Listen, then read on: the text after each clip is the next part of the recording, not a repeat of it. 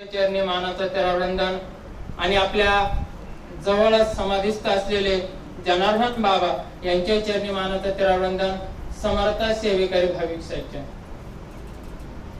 खरं तर गेल्या आठवड्यामध्ये आपण एक स्वामींचा मोठा उत्सव साजरी केला। अगदी डोळ्याची पार न फेडेल असा उत्सव होता। प्रत्येक वर्षी आपल्याला वेगवेगळ्या पद्धतीने तो आनंद लुटण्याची एक संधी प्राप्त होत असते। खरं तर इथं चालणारा प्रत्येक काम हे स्वामींच्या इच्छेने चालत असतं। मागच्या गुरुवारी आपण सांगितलं, अगदी काही माणसं इथं जवळून निघून जातील पण त्यांना इथं सेवा करण्याची बुद्धी होत नाही। नवे नवे त्यांना गेट मध्ये येण्याची सुद्धा बुद्धी होत नाही। काहींचे कर्म जेवढे घोर असतात त्याला शब्द हा घोर नावाचा वापरला जातो। घोर, पीडित, बाधित अशी काही माणसं असतात, अशी काही कर्म असतात का त्यांना इकडे येण्याची सुद्धा बुद्धी होत नाही। भगवान श्रीकृष्ण गीतेत सांगतात, अर्जुना माझ्यापर्यंत जर यायचं असेल ना तर त्याला पूर्वजन्मीचा इतिहास लागतो, नवे नवे पूर्वजन्मीचं संचित लागतं। त्यावेळेस खऱ्या अर्थानं तो माझ्याकडे येतो। म्हणून तो स्वामी चरित्रकार 12व्या अध्यायामध्ये फार सुंदर म्हणतात, पूर्व सुकृताची जोडी म्हणून विठ्ठल आवडे। म्हणजे आमचं जर सुकृत चांगला असेल तर आमची स्वामींची गाठ होते, नवे नवे आमची आणि स्वामींची भेट होऊन आमच्याकडून स्वामींची सेवा घडते। खरं तर सांगायला आनंद होतो भाविकांनो, तुमचं माझं पुण्य हे उदयाला आलेलं आहे। आम्हाला स्वतःहून आपस होऊन आम्हाला इकडे येण्याची बुद्धी होते। सर्वांना व्हावी आपली तर इच्छा सर्वांसाठी, पण आपल्या कर्माची गती जशी असेल त्या पद्धतीनं आपले आचरण आपल्या हातून घडत असतं। अगदी त्याचे दाखले पुरावे आपल्याला ग्रंथांमध्ये सापडतात। मला वाटतं 36व्या अध्यायामध्ये गुरुचरित्राचा 36वा अध्याय, त्याच्यामध्ये महाशिवरात्रीचं एक व्रत येतं, महाशिवरात्रीचं। आणि त्या महाशिवरात्रीच्या व्रताच्या संदर्भानं विमर्शन राजा त्याच्या पत्नीला सांगतोय, मला ब्रह्मज्ञान प्राप्त झालेलं आहे आणि मला इथून पुढचे अनेक जन्म आठवतात आणि या जन्मांमध्ये मी कोण आहे आणि कोण होईल हे मला सांगता येत आहे। कथा फार सुंदर आहे। खरं तर ह्या कथा सगळ्या रूपकात्मक पद्धतीने लिहिलेल्या आहे, त्याचा गर्भित अर्थ समजून घ्यावा। खरं तर जर आम्हाला डायरेक्टली जर इंजेक्शन दिलं असतं ना कदाचित ते पचलं नसतं, म्हणून आम्हाला कथेच्या रूपानं सलाईन देण्याचं काम केलं जातं। कथा का सांगावी? जीवनातली व्यथा कमी होण्यासाठी कथा आहे आणि सिद्धांत समजण्यासाठी दृष्टांत आहे। म्हणून त्या गुरुचरित्र ग्रंथामध्ये एक दृष्टांत दिलेला आहे। मग तो विमर्शन राजाला त्याची पत्नी म्हणते, धर्मपत्नी म्हणते, काहो म्हणे तुम्ही एवढे सात्विक आहे, तुम्हाला ब्रह्मज्ञान प्राप्त झालं, पण मात्र ह्या जन्मामध्ये तुम्हाला मांसाहार करण्याची बुद्धी का हो राहिली? बुद्धी ही कर्म प्रधान आहे। बुद्धी ही संचिताचा प्रमाण काम करते। मना त्वारे पूर्व संचित केले त्यासारखे भोगणे प्राप्त झाले। समर्थ रामदास स्वामी आपल्या मनाच्या श्लोकामध्ये सांगताय, अरे बाबा रे, तू आज जे भोगतोय ना ते काल काहीतरी केलेले। अगदी मी कायम उदाहरण देत असतो, सहज जर एखाद्याला विचारलं आणि एखादा व्यक्ती म्हणायला लागला आज माझं पोट फार दुखतंय, तर आपण साधा प्रश्न त्याला काय विचारतो, रे बाबा काल काही खाण्यात चुकीचं आलं होतं का?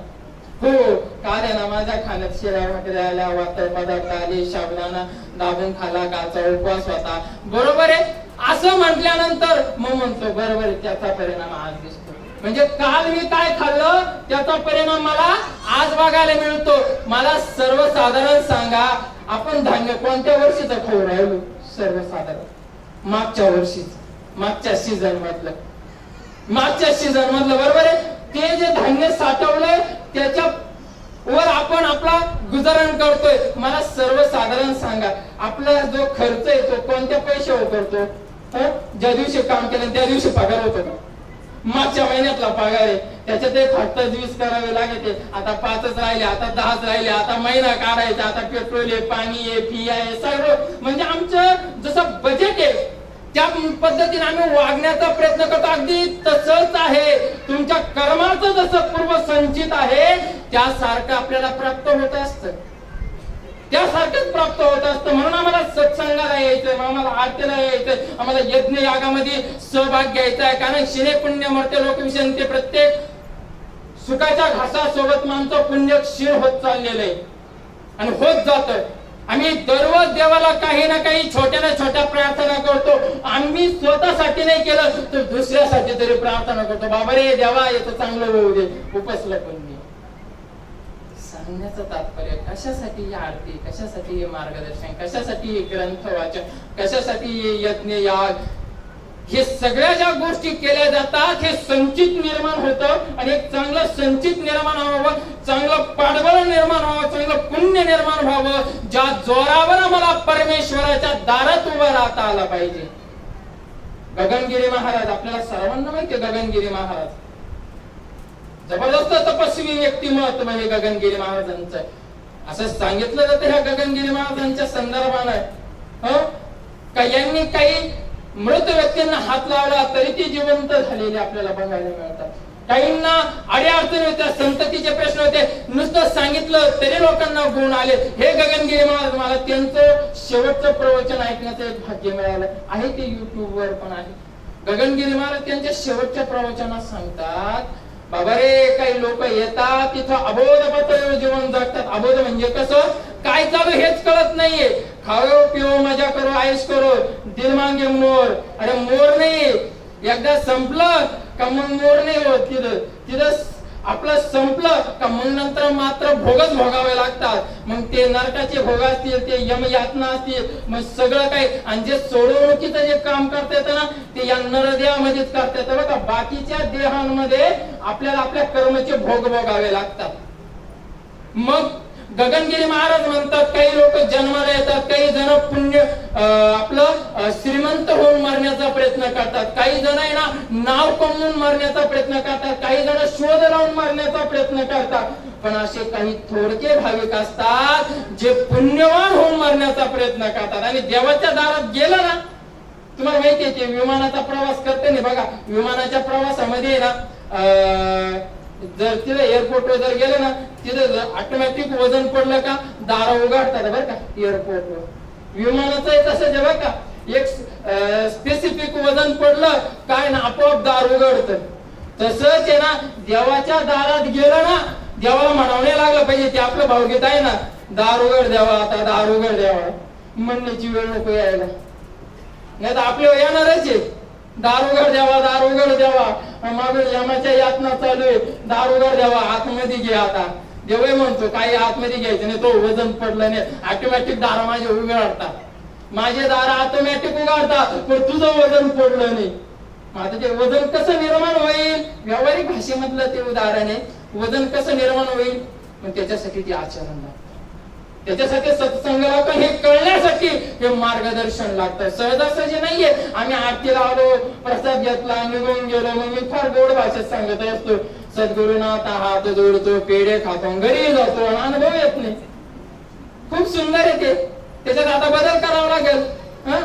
आम्ही ते पेढे खाणारे सेवेकरी, सेवा करणारे नाहीचे, सेवा समजून घेणारे नाहीचे. आम्हाला त्या अध्यात्म करत असताना आम्ही का करतो, what is the reason behind it, त्याच्या मागचं कार्यकारण भाव काय, आम्हाला तो समजूनच घ्यायचा नाहीये. आंधळ्याच्या मागे लागले आंधळे, घातो होतो पुढे मागे एकदा तरी. आंधळ्याच्या मागे आंधळे लागले, उठायची सवय लागली, बरोबर बरोबर बरोबर उठायचं, गर्दी झाली इतकी बरोबर बरोबर बरोबर गर्दी होती. जायचं म्हणलं एखाद्या ठिकाणी काही माहिती नसतं आम्हाला, फक्त आम्हाला गर्दीतले चेहरे होण्याचे आम्ही फार एक कुठलीच संधी चुकवत नाही. गर्दीतला चेहरा आम्ही कसे होऊ हे बघण्याचा प्रयत्न करतो, पण हे मार्गदर्शन केंद्र गर्दी करण्यासाठी नाही, तिथं गर्दीच असावी लागते अध्यात्मामध्ये. म्हणून त्या विमर्शन राजाच्या पत्नीला विचारलं, बाबा रे तुम्ही एवढे महान आहात, मग तुम्हाला हे मांसाहार करण्याची बुद्धी होती कशी. तर त्यांनी सांगितलं मोठा प्रसंग, आणि मी मागच्या जन्मामध्ये ना कुत्रा होतो. भगवद्गीतेतला प्रमाण आहे बरं का, वायुगंध निवास आहे. जसा वायू एका ठिकाणून दुसऱ्या ठिकाणी गंध घेऊन जातो ना, तसा आपला आत्मा आहे ना त्याचे जन्माचे संस्कार घेऊन येतात बरं का. म्हणून म्हणजे मी मागच्या जन्मातला कुत्रा होतो आणि मला ते कुत्र्याला काय आवडतो, कुत्र्याला काय भाकरीला आवडतात असं वाटतं. तुम्ही एका बाजूला आहे ना मांस खावा, एका बाजूला भाकरी खावा, दूध भाकर खावा बरं का. कुत्र काय खाईल तुम्ही पाहायला. बरेच कुत्रे इतके लाडवले ना बिस्किट ना कधी बोंबेल खाते आणि आम्ही आवडीनं आणतो.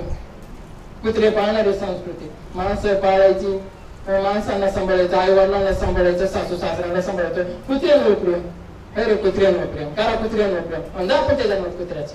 बरं तर आज तुला आहे ना कशावर काय चालू आमचं हे आम्हालाच कळत नाही. आणि मग येणारा जो कर्माचा फेरा आहे तो आम्हाला चुकत नाही. मग कर्माचा फेरा चुकत नाही. आमच्या जीवनामध्ये अशी समस्या का निर्माण झाला, आम्ही जे कर्म करत आलो त्याचे हे परिणाम आहे. कुत्रे कधीच जास्त घरात घालू नये, कधीच घरात घालू नये हे लक्षात असू द्या ना.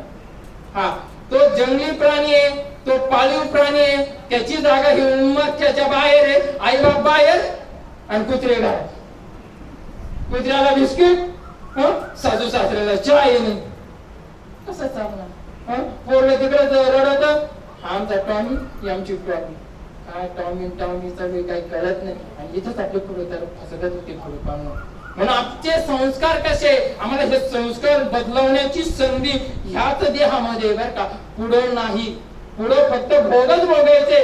तुम्ही आयुष्यभर जसे कर्म करत आले ना, जर आम्ही एकमेकाच्या चुका काढत आलो ना, आम्हाला चांगलं दिसतच राहिलं नाही ना, पुढच्या जन्मात आम्ही त्याच पद्धतीची योनी प्राप्त होते. गुरुचरित्र ग्रंथामध्ये फाडलेले आयुष्यभर आम्ही राग क्रोध करत आलो ना, आम्हाला हिंसक योनी मिळते, हिंसक.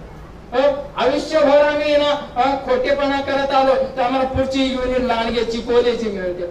आयुष्यभर आम्ही घर घर घर करत आलो ना, हे माझं घर त्याचं माझंच घर असं करत आलो ना, पुढचा जन्म पालीचा. मग आहे तुम्ही भिंतीवर या भिंतीचे मोठे चिकचिक करीत.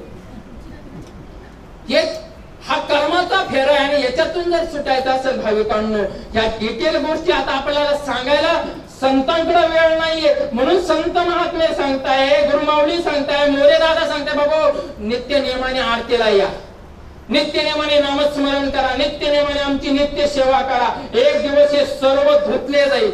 नित्य नियमाने असलेल्या पारायण सेवेमध्ये आपण सहभाग घ्या. फार काही सांगायचं नाहीये. ग्रंथकारांनी जर आपल्याला जर भीती घातली, बऱ्याच वेळेस आपण जी भक्ती करतो ना ती भीतीपोटीने करतो. आपल्याला भीतीपोटी करायचं नाहीये, म्हणून आपण त्याच्या फार खोलामध्ये शिरत नाहीये. आपल्याला जे करायचंय ना भाविकांनो ते प्रेमापोटी करायचंय. आणि प्रेमापोटी केल्यानंतर महाराज सगळं धुवून टाकतात, नवे नवे मागचं तर पुसतातच, पण इह जन्मेचा आहे ना हा प्रवास आपला सुखकर करत असतात. म्हणून येणाऱ्या 30 तारखेपासून आपल्या या सुभद्रानगर निवारा केंद्रामध्ये स्वामी पुण्यतिथी निमित्त अखंड नाम जप यज्ञ सप्ताह आपला सुरू होतोय. आपल्या सर्वांना माहिती आहे वर्षातून येणारे 2 पर्वणी असतात. एक म्हणजे दत्त जयंती, तो 8 दिवसाचा सप्ताह असतो. आणि दुसरा जो असतो तो स्वामी पुण्यतिथी, तो म्हणजे 7 दिवसाचा सप्ताह असतो. खर तर हा सप्ताह म्हणजे आपले जन्म जन्मांतरीचे पाप दुःख दैन्य आपल्या डोक्यावर असलेलं ऋण यातनं मुक्त होण्याचा काळ म्हणजे हा खरा अर्थाने सप्ताह आहे. आम्ही आरतीला येतो ना, आमची सर्व्हिसिंग होते बरं का. काय सप्त्यामध्ये आणि आरतीमध्ये फरक आहे एकदम सोप्या भाषेत सांगतो. किरकोळ करावं लागतं बघा. गाड्या जे चालवतात त्यांना माहितीये ऑइल बदलावं लागतं. किरकोळ आहे ना त्याची ना दुरुस्ती करावी लागते, त्याला म्हणतात त्यांना सर्व्हिसिंग. आम्ही दर गुरुवारी येतो, आठवड्यातून येतो, तर आपली सर्व्हिसिंग होत असते. आपण जर आहे ना नित्य सेवा केली तर आपल्या मध्ये ना ते इंधन टाकलं जातं. जसं पेट्रोल इंधन टाकतात ना, तसं आमच्या मनामध्ये बुद्धीमध्ये एका सात्विक ऊर्जेचं इंधन टाकलं जातं. आरतीच्या माध्यमातून सर्व्हिसिंग होते आणि सप्त्याच्या माध्यमातून ना जनरल होतं बघा. जनरल माहितीये का, जनरल पार्ट मोकळे केले जातात. एक से बडकर एक सगळं व्यवस्थित जनरल. गाडी अशी वेगाने चालते ना, तुमचा माझा अनुभव आहे. सप्ताह झाला का एवढी सेवा घरच्यांना सांगावं लागते, बाई आता उठ टाइम झाला, बाबा रे उठ आता टाइम झाला सांगावं लागतं. सप्ताह संपला असं जनरल होतो, असं संचार होतो, खरोखर संचार होतो. मग ती सेवा करतात, मार्गदर्शन ऐकतात, आरत्या करतात, माजप करतात. काय करू सांगा 8 दिवस तर आम्हाला नुसते भंडवून सोडतात. काय करू तुम्ही सांगा फक्त, काय करू तुम्ही सांगा फक्त. आम्ही सांगतो घे जाऊ.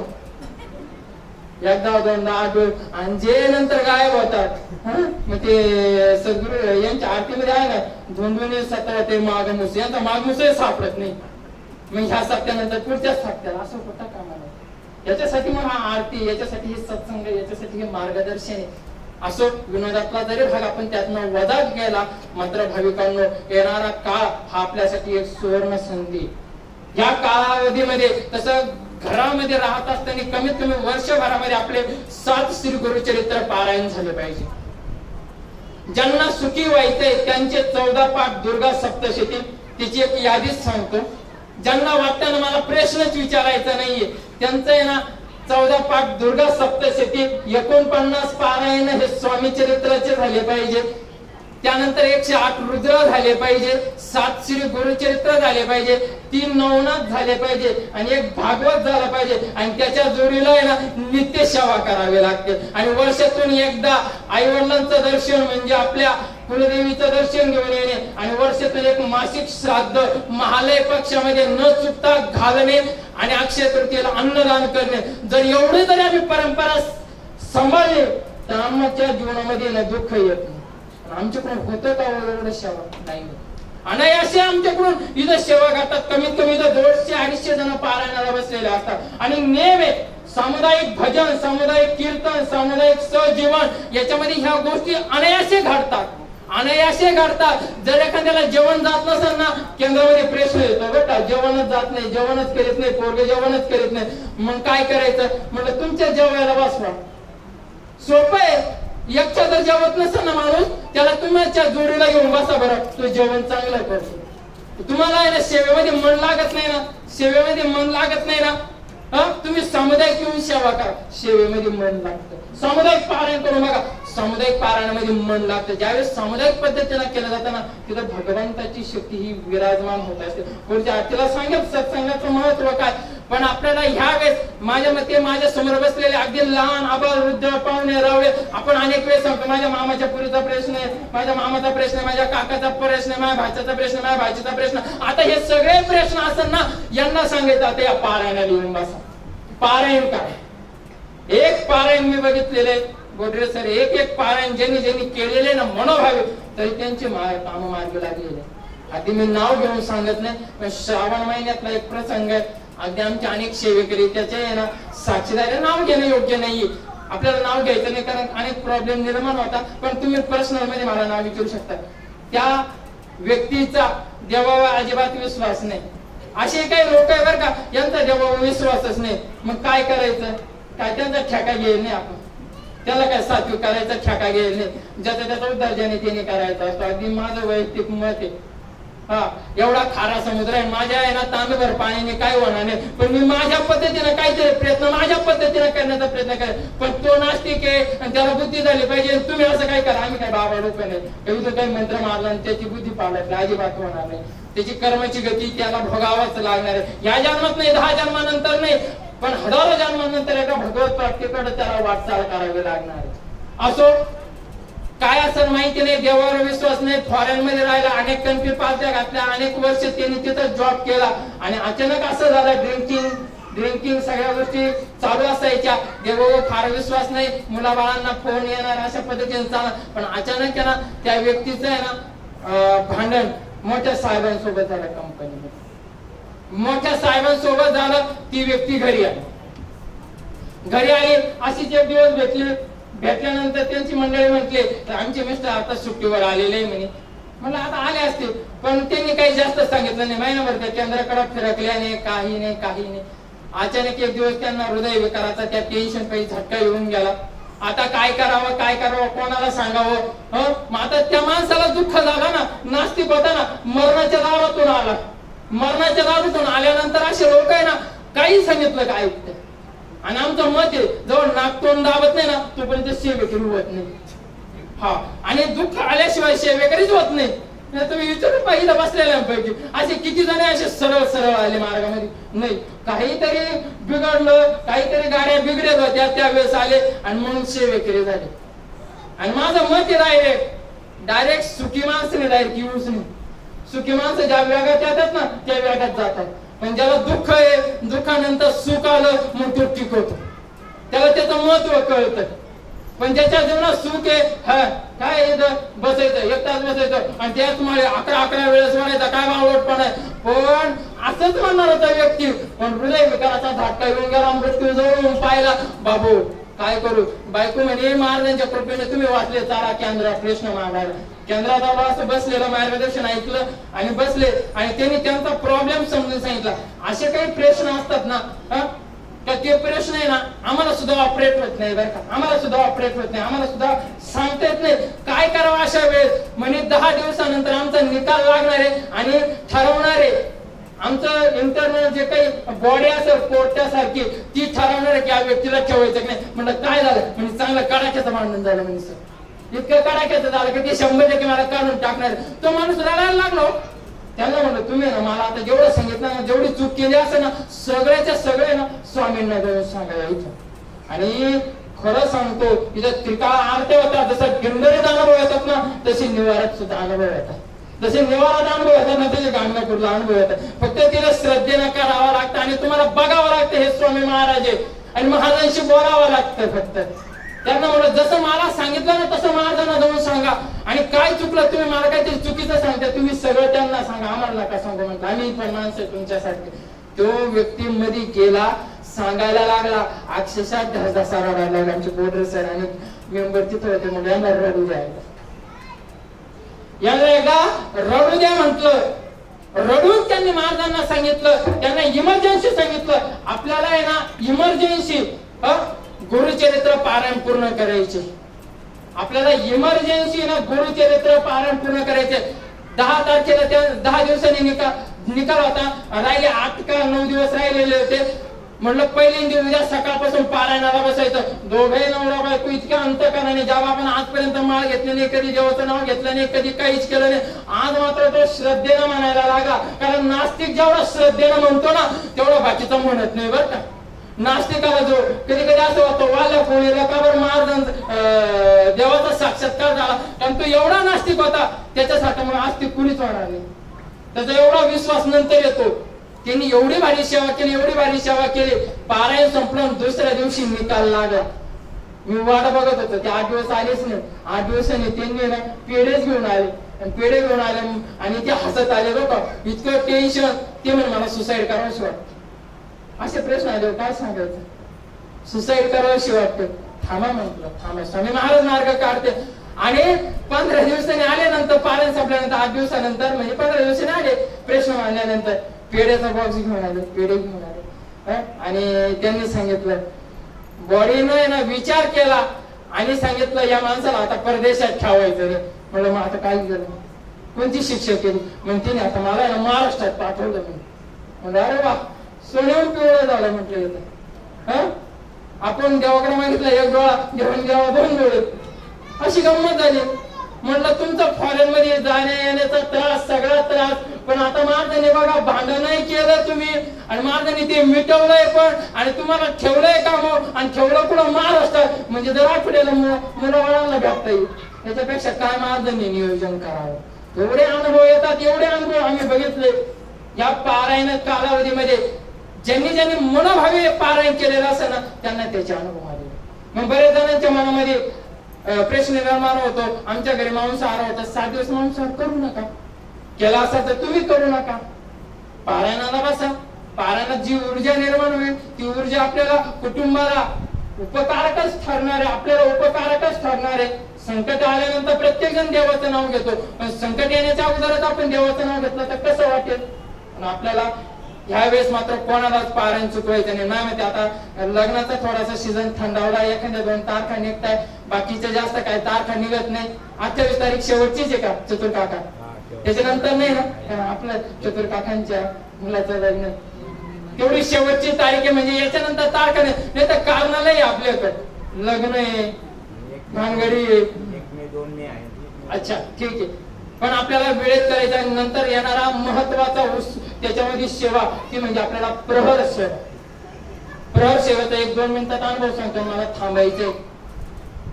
बऱ्याच वेळेस काय होऊ राहिलं, तुम्ही प्रहर सेवेमध्ये अनेक वेळेस आपल्याला सेवा जमत नाही ना, तर आपल्या पुरुषांना प्रहर सेवेमध्ये सहभाग घ्यायला हवा. आता इथं बसलेल्या जेवढ्या आमच्या माता भगिनी यांचे पुरुष जास्त काही पारायणाला बसणार नाही. तुम्ही म्हणले तरी तो डोकं फिरला असंच म्हणते. तुला करून देतो ते काय कमी झालं.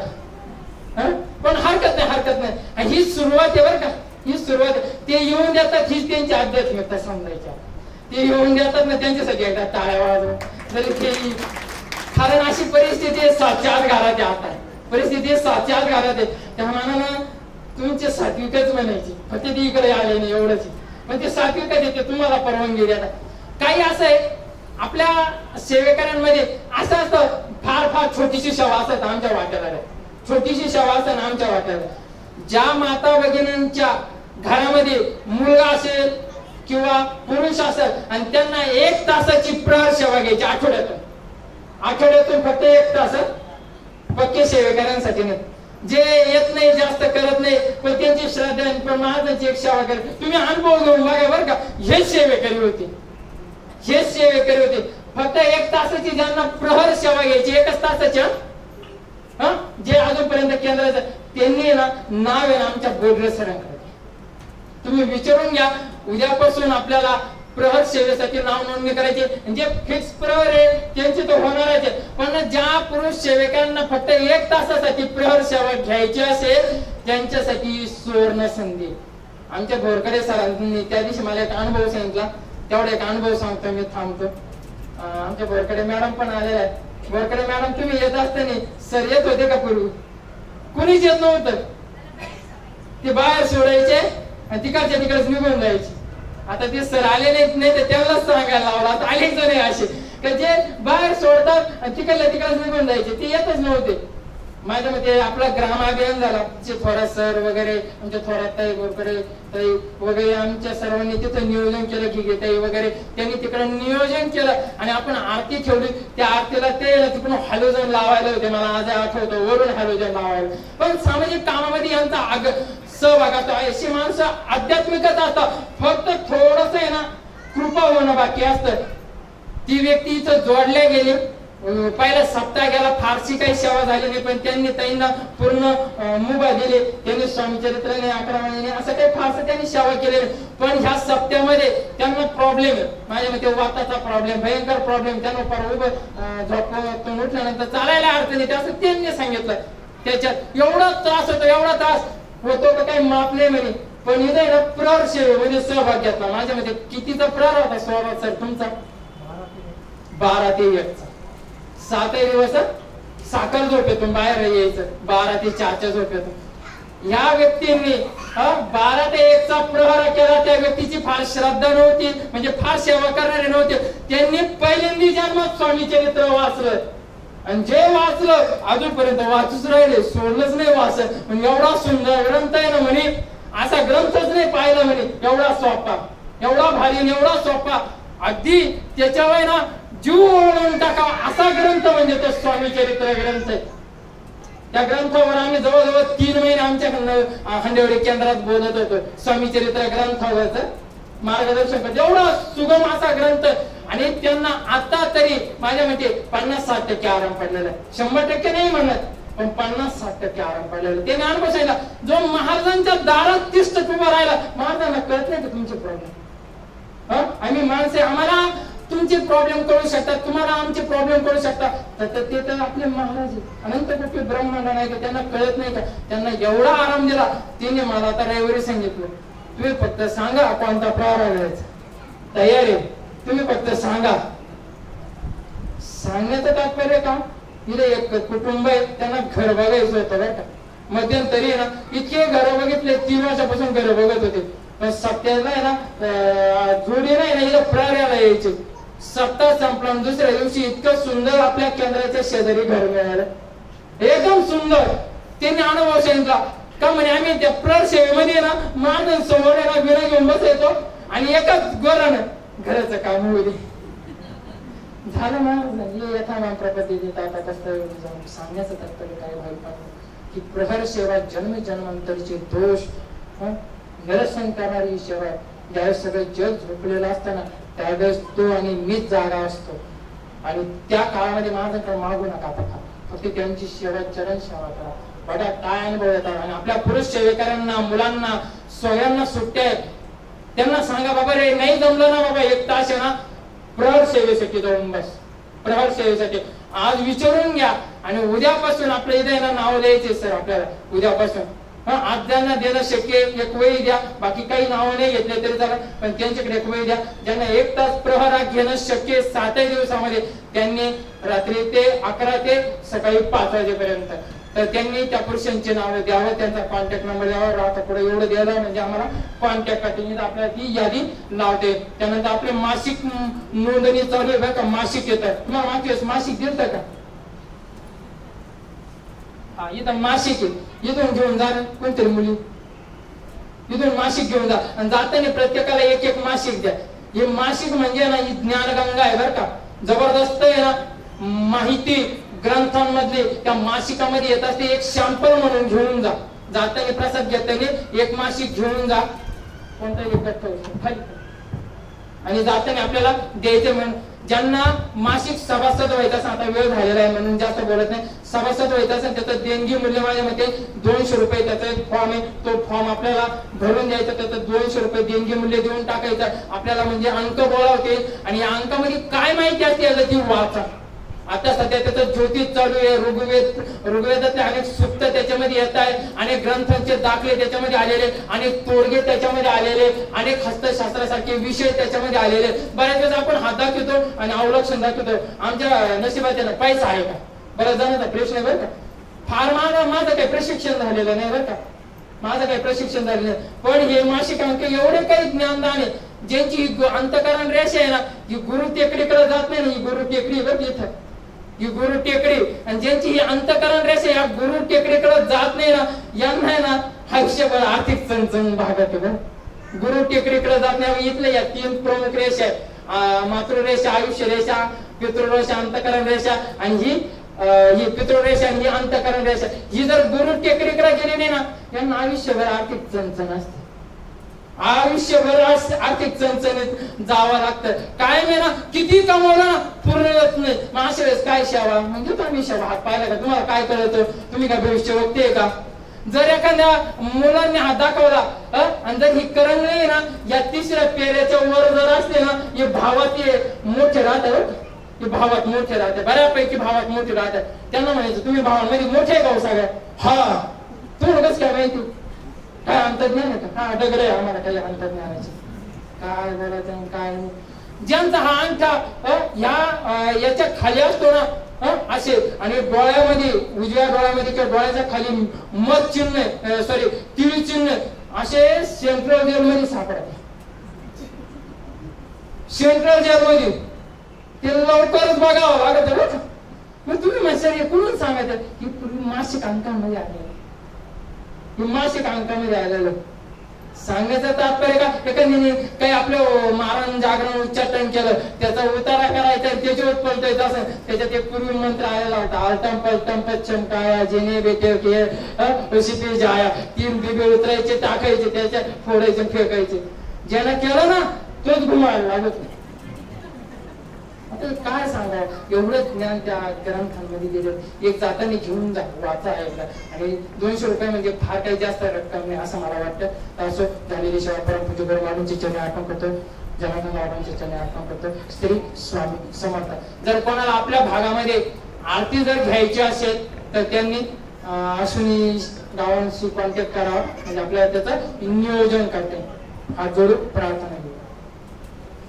गुरुर् ब्रह्मा गुरुर्विष्णू गुरुर्देवो महेश्वरः गुरुर् साक्षात् परब्रह्म तस्मै श्री गुरवे नमः. श्री स्वामी समर्थ महाराज की जय. श्री गुरुदेव दत्त. श्री त्र्यंबकेश्वर महाराज की जय. गंगा गोदावरी माता की जय. सद्गुरु परम पूज्य मोरे दादा की जय. श्री स्वामी समर्थ गुरु माऊली की जय. भारत माता की जय. येणाऱ्या रविवारी आपल्याला थोडीशी स्वच्छता करायची. 10:30च्या आरतीनंतर ज्यांना येणं शक्य त्यांनी यावं.